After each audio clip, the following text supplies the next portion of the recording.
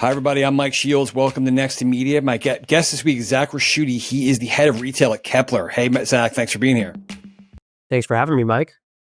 I apologize because we're talking to you on Cyber Monday during what I'm sure is an insane few days for you. How are you holding up? And what have we learned, if anything, right in the middle of this? What has this weekend been like for you in the retail media space? Yeah, hectic. Lots of things changing. I think most of our brands are doing pretty well, are happy with how the weekend is coming. I think it was a scary November for a lot of brands, not knowing um, how the consumer was going to respond to things like the election, Sure. to things like the macroeconomic environment. But people are shopping again. A lot of shopping is shifting towards sort of the in-betweens of Cyber Week. It's less about Black Friday and Cyber Monday. I was going to ask you about that. Does About, Cyber Monday matter anymore since some of these sales are so much more extended than they used to be? yeah, it's a 2 week period, and brands are thinking about the marathon and not the sprint of the day, just because every retailer starts their sales, weeks prior, and that diminishes some of the effect of the day. But yeah, we're definitely seeing more in the lead in and lead out than in past years. Now that we're talking about the e-commerce patterns you're seeing, but I'm assuming they go hand in hand with, you know, retail media advertising.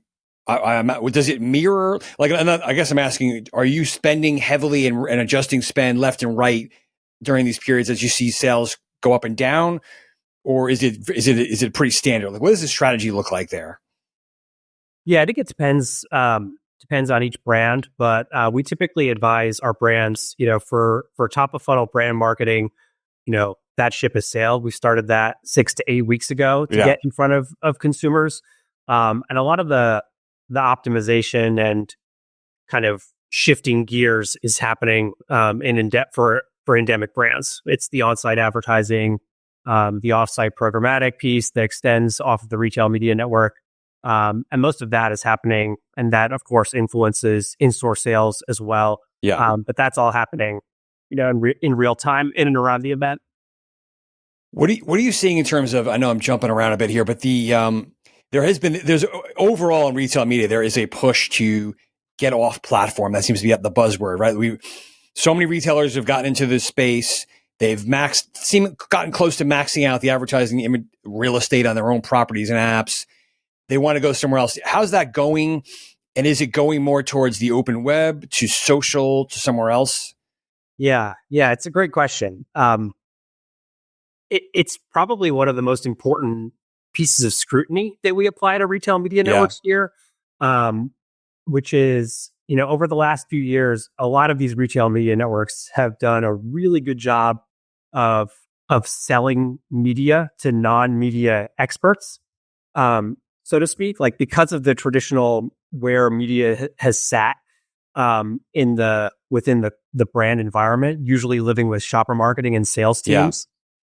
You have a lot of retail media networks that are selling media packages um, to people who don't quite understand and know the watchouts of what to look for as far as like what does offsite mean. Offsite can mean you're being nice that they're less savvy about like the average media planning or the questions that a big agency might ask. Is that? yeah, I not many sales leads at brands who have overseen shopper marketing for the last 30 years know a lot about viewability, for Yeah. example. Right. And when you're They're signing not an reading agreement, Ad Exchanger all day long or whatever. exactly. Yes, precisely. So that's changed. So are you saying that that's led to off platform growing in a way that's maybe not natural or organic or just not as strategic?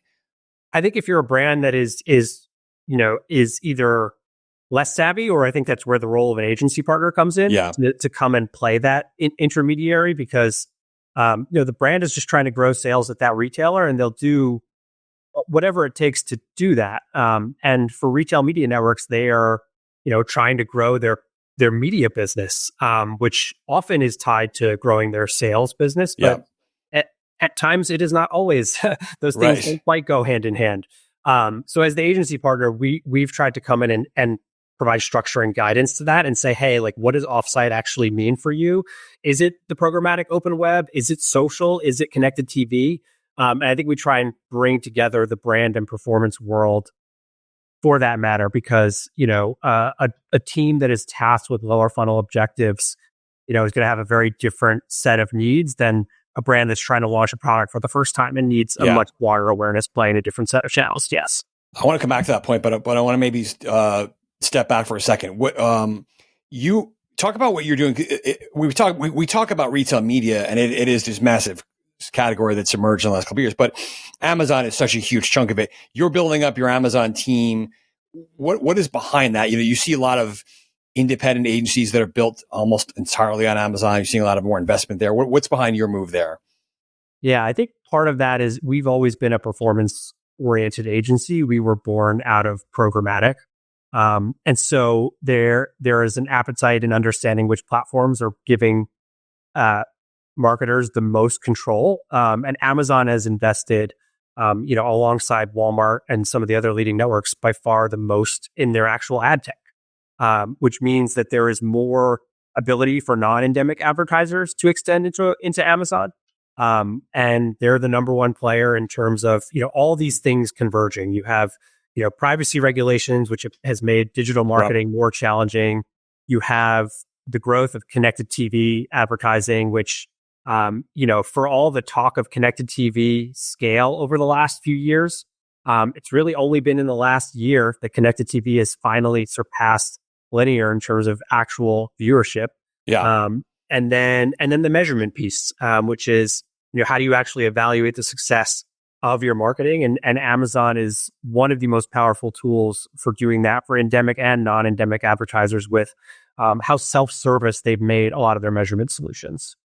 So I guess that sort of begs the question, can anybody compete? And obviously, like, it's going to be hard to compete with the world's biggest e-commerce platform, but can you, for all these other retail media networks, if they don't have their own ad tech stack like Amazon does, their own measurement solutions and clouds and all that stuff, are they always going to be disadvantaged?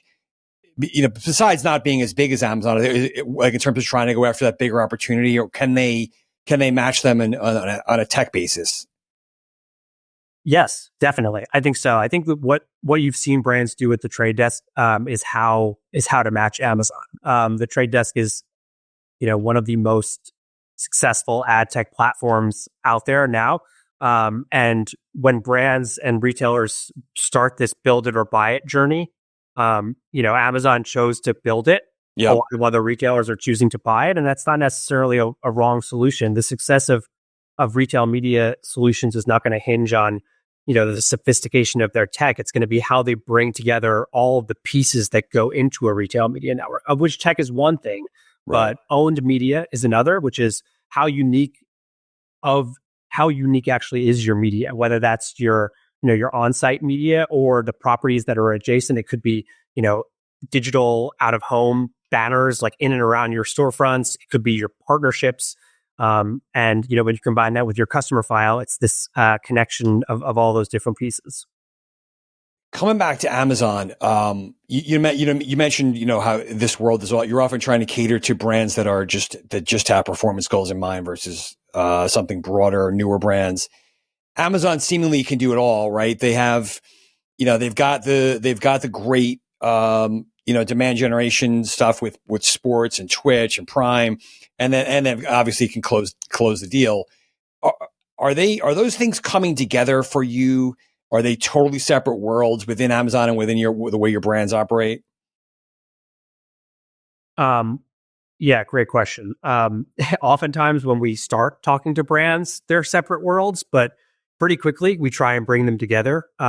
There is an incredibly strong intrinsic link between brand generation and lower funnel performance on Amazon. If you think about the customer journey, the first place that you go to search for a product is typically Amazon, and especially for younger generations. So it's impossible to operate successfully as a brand if you're viewing those two things in separate lenses. Your inventory strategy, your pricing strategy, your advertising strategy, your PDP design strategy, everything should be tied into what you're doing on in the upper funnel world. But they're not. A lot of those guys are not built that way, right? Or they haven't been historically. Yep, and that's the challenge that retail media brings to many brands. I mean, retail media has broken the organizational structure of most traditional brands. And interesting. The best brands are shifting and operating in a different way now than they were 2 years ago or a year ago. You're seeing that like in real time. They're trying to adjust the way they're structured, and that can't be easy. No, it's happening as we speak. Yeah. And I'm imagining certain brands and categories are further ahead than others because change is hard. Yeah, I think consumer-driven categories are faster along in this. Ones where the customer journey is more simple, right? Mm-hmm. Like when you don't have super long decision cycles that require the B2B journey is not there at all. But for B2C brands that are used to either selling D2C or selling on Amazon and e-commerce, they're faster along because they've had to be faster along at this. I wanted to ask you more about Amazon. Along those lines, I don't know if you were at Unboxed or paying attention. I actually streamed a lot of it. I was not in Austin, but I've attended several of those events, and it struck me how much they almost, they have so many things to talk about, Amazon, obviously, but how much they almost downplayed their retail media part of their business, if that makes sense. Like they were really talking about full funnel and demand generation and tying everything together in a way that you might not have expected from this ultimate like e-commerce player. Did that strike you? And do you think what's behind that? Yeah, I mean, I think it's simply where they're going to find growth as an advertising platform. I don't know if Amazon would publicly say this, but I'm sure they feel like they've a little bit tapped out as far as, if you sell on Amazon, you've probably been advertising on Amazon. Yeah, you get it by now. Yeah. Yeah, you've got it, right? Where they see a lot of their opportunity is a lot of the media partnerships that they've invested most of their money in, right? So they've spent a lot of money over the last few years in signing live sports, buying Twitch. Now they need to figure out how to drive a return on that investment. And that's going to happen primarily at the top of the funnel. Right. And frankly, that's the most interesting piece for a lot of brand marketers now, because for that, as the linear TV environment has changed and has softened outside of live sports and tentpole events, replacing those eyeballs that are really like high quality, qualified reach is difficult. And a lot of our brands have turned directly to Amazon's media properties to do that. Right. I'm actually surprised. Maybe have you seen? I almost wonder with the growth of retail media and the immediacy of the results brands can see between, when transactions happen in the same place you advertise, how do you beat that? I almost wonder if branding was going to take a back seat, like more than it has, where this retail media performance addiction would color the way decisions are made. But you're not. It sounds like you're seeing I guess, do you see that at all? Or are you seeing much or a little bit more of an appreciation for this, like the way these things tie together? Yeah, I think their brands are realizing that you need to have a strong, differentiated brand in order to drive lower funnel success. Yeah. Just because all of these data pieces are connected now doesn't mean that all of the principles of good advertising goes out the window.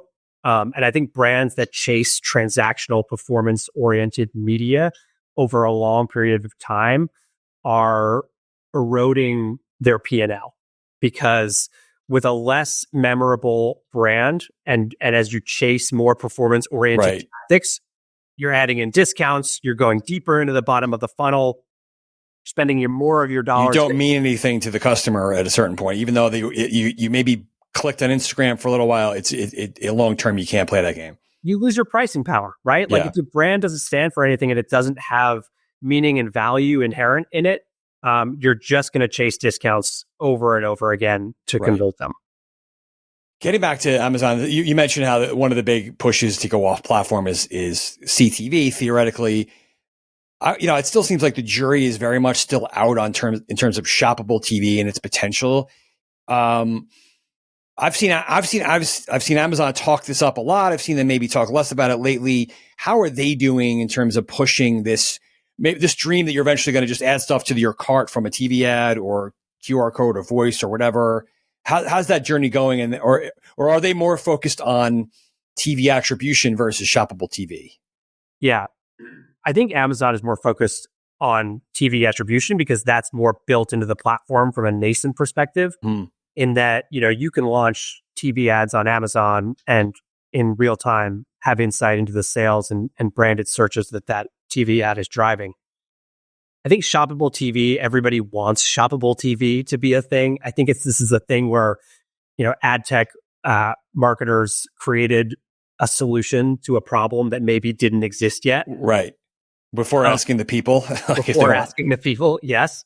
Having said that, we've run several campaigns around shoppable TV, and we've seen that they're more memorable. And so, in some sense, when you add something custom or different to your TV spot, it does drive higher recall, and it makes the ad more memorable to the consumer, which is, in the end, all that matters. So maybe you may not be actually buying stuff, but you're like, oh, look at that. I remember that. That stands out to you. Yep, exactly. That's interesting. Do you think you're going to see, I'm waiting for, Amazon has so much clout in that they have, or potential to make shoppable TV happen because they have your so many people are logged in already and have accounts and they have Fire TV. Are you seeing bigger pushes? I wonder if you're going to see more partnerships from the Walmarts and Targets of the world trying to make shoppable TV a thing than maybe you're seeing on the Amazon front. Oh, they absolutely are. I think Walmart has done some really cool things in the shoppable TV space. They've partnered with platforms like Roku to integrate their digital shelf data into their TV spots. That was a really unique offering that a lot of brands are running now. So I think other retailers are doing it for sure. It's just through the partnership angle because Amazon owns their own pipes, so to speak, which is the advantage they have over other retail media networks. I want to ask you, about your career and your position now. What is it like running this commerce marketing team versus, say, like a search or social team, and how does that maybe changed over time? Yeah, it's a great question. It's very different than running a social or search team. People like to think that retail media is just sponsored ads. Easy, right? Boom. Yeah. Same thing as search. Boom. They buy stuff. Yeah. No, it's when you go into retail media, you're operating at the whims of the marketplace.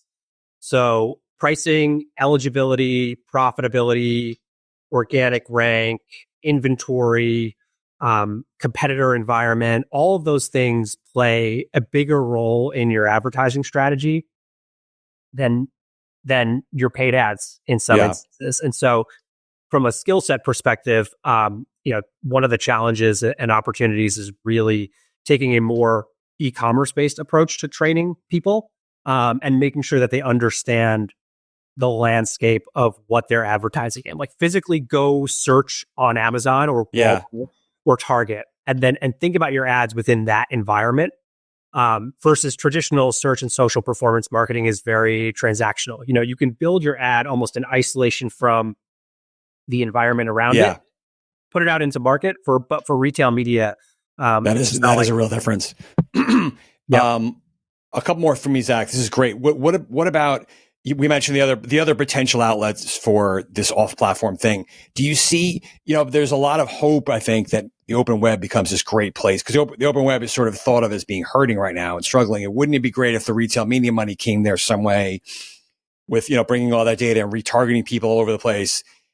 But then again, social seems like it's more apt to it because people are shopping. It's so natural to shop on TikTok, or it's becoming such a bigger thing. So I guess, does either one have bigger potential for you in your eyes? Yeah, I think the bigger opportunity that we see is in social media, frankly. Yeah. The connection and the pipes. If you think about where retail media is right now, it's a little bit where maybe ad tech was like 10 years ago around the growth of the open web, which is there started to be all these emerging technologies that sort of plugged into the ecosystem and made it stronger, like brand safety and viewability and more premium deals and creative executions that could plug in and dynamically alter your creative on the open web. We're starting to see that happen on the retail media side as far as integrations and plugins that sit on top of retail media networks and connect social platforms to retail media networks. Those are the kind of connections that facilitate growth. Exactly. When things like attribution, reporting, measurement, optimization, like that for the last 2 years has been a black hole for marketers who are trying to optimize social media campaigns through their retail media networks.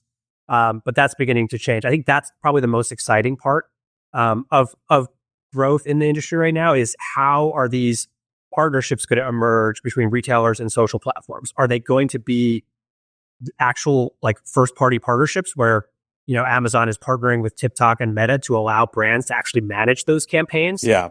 Which is the ideal state for most marketers. Or is it going to be in, third party tech solutions that come in and build those creations themselves, right? Do you sit a tech platform on top of a data clean room and begin passing that data back Interesting.